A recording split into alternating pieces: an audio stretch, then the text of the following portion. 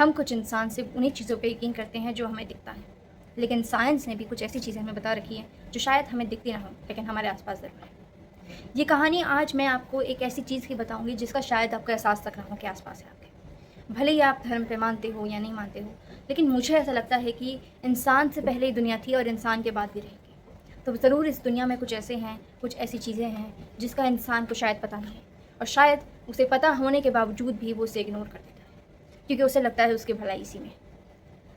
कहानी कुछ ऐसी है कि एक छोटी बच्ची जिसकी 13 साल की उम्र में शादी हो गई थी, जिसकी ज़िंदगी में पहले सिर्फ खाना, खेल और माँ बाप थे। उसे ज़िम्मेदारियों का कुछ नहीं पता था। उसके माँ बाप ने उसकी 13 साल की उम्र में शादी कर दी और अब उसके कंधों पे कुछ ऐसी जिम्मेदारियाँ जिसके बारे में उसने सोचा तक नहीं था। उसके सर पे उसका एक हस्बैंड है, उसकी सास है जो कि बहुत ज़ुल्मी है। हस्बैंड उससे 20-30 साल बड़ा है।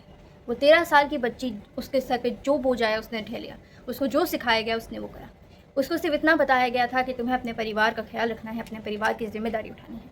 लेकिन वो परिवार, वो जो उसका परिवार नया बना था, क्या वो ये ज़िम्मेदारी उठा रहा था? क्या वो भी ये सेम ज़िम्मेदारी उठा रहा था उसका ख्याल रखने की? वो बच्ची 13 साल की उम्र में शादी होती है, 15-16 साल की उम्र में वो माँ बन जाती है। वो पहली बार माँ बनती है और फिर उसके सर पे अब एक और ज़िम्मेदारी आ रही थी जिसका उसे बचपन से ख्याल रखना था। उसका खाना पीना, उसका हर एक कदम का उसे ध्यान रखना था। वो बच्ची जब वो सो रही थी और उसके पेट में अब 5-6 महीने का बच्चा था, उसको एक ख्वाब आता है। एक ऐसा ख्वाब जो उसको 2 चीज़ें चूज़ करने में मजबूर कर रहा था। 2 चीज़ें, एक तरफ जहाँ पे उसकी ज़िंदगी बदल सकती थी और एक तरफ जहाँ पे वो वापस इसी ज़िंदगी में जीती रहती और अपनी ज़िम्मेदारियों को पूरा करती। जब वो सोती है तो उसे सपने में एक चीज़ आती है जिसका नाम मैं यहाँ लिखना चाहूँगी। वो चीज़ उससे कुछ पूछती है। वो कहती है कि मैं तुमसे तुम्हारी औलाद मांगती हूँ, मैं तुमसे तुम्हारी औलाद मांगती हूँ। और फिर उसके बदले वो उसे कुछ ऑफ़र करती है, कुछ ऐसा ऑफ़र करती है जो शायद हम में से आधे इंसान तो शायद खुशी खुशी ले भी लेते हैं। सोना। उस बिल्डिंग के, उसके हस्बैंड की बिल्डिंग की ज़मीन के नीचे एक जगह धंस रही थी और उसके ख्वाब में वो चीज़ उसे बताती है कि ये कोना धंस रहा है। इस कोने के नीचे जो धंसी हुई चीज़ है वो एक सोने का बक्सा है। अगर तुम चाहती हो तो तुम मुझे अपनी ये औलाद दे दो और मैं तुम्हें ये सोने का बक्सा तुम्हारे हाथों में दे दूँगा। ये सुनते ही उसकी नींद खुल जाती है और वो डर के मारे उठ जाती है। वो सोच भी नहीं सकती थी उसके साथ हुआ क्या है। और अब सबसे बड़ी दुख की बात, वो ये अब किसी को बता तक नहीं सकती थी। अगर वो अपने हस्बैंड को बताती तो उसका जालिम दरिंद्रा हस्बैंड ज़रूर यही करता। वो ज़रूर ये कहता कि तुम इस बच्ची को उसके हवाले कर दो, मतलब इस बच्ची की रूह उसके हवाले कर दो और वो बक्सा ले लो।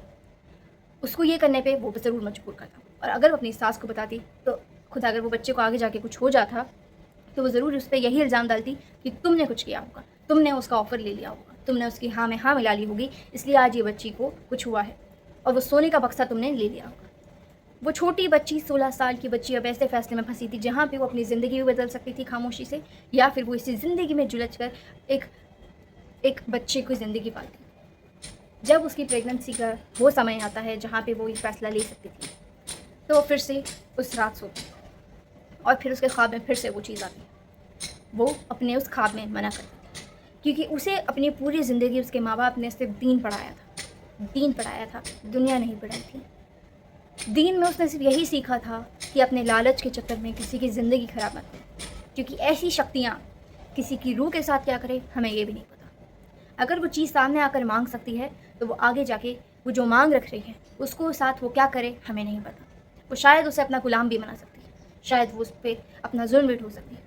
और वो एक छोटी सी माँ, एक बच्ची जो माँ बन रही थी, वो ये सोच भी नहीं सकती थी कि उसके औलाद किसी की गुलामी करे, जबकि वो खुद गुलामी कर रही थी। उसे खुद की गुलामी करना सही लगा और अपनी औलाद की गुलामी उसे बर्दाश्त नहीं हुई। उसने फ़ौरन ना कर दिया और फिर वो चीज़ ना सुनते ही ऐसी गायब हुई जैसे वो वहाँ कभी थी ही नहीं। उसके बाद जब भी वो सोती थी उसके सपने में कुछ भी नहीं आता था, जैसे सब ऐसा हो चुका हो जैसे कुछ था ही नहीं। अब डिलीवरी का वक्त आता है। जब वो बच्ची एक बच्चे को जन्म देती है जो कि एक लड़का होता है, तो पता लगता है कि वो लड़का अब नहीं रहा। और ये कैसे होता है मैं बताती हूँ।